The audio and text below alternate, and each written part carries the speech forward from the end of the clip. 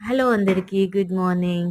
Welcome to N S vlogs. ఈరోజు నేనైతే పల్లి పచ్చడి ప్రిపేర్ చేస్తున్నాను. సో, ఇదైతే వడల్లోకి, ఇడ్లీలోకి, దోసల్లోకి అన్నిటిలోకి బావుంటుంది. బై ద వే నేను ఈరోజు ఇడ్లీ ప్రిపేర్ చేస్తున్నాను. సో, ఫస్ట్ ఆఫ్ ఆల్ కొన్ని పల్లీలు తీసుకొని ఫ్రై చేసి పక్కన పెట్టేసేయాలి. అదే విధంగా మనకి కారం తగినంత పచ్చిమిర్చి కూడా ఫ్రై చేసి పక్కన పెట్టేసుకోవాలి. సో,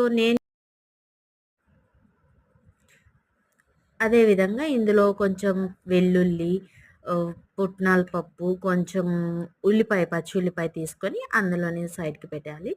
సో, నేను ఫస్టే తాలింపు ప్రిపేర్ చేసేస్తాననమాట. ఎందుకంటే పచ్చడి రుబ్బంగానే అందులో వేయను. సో, నా స్టైల్ ఇదనమాట.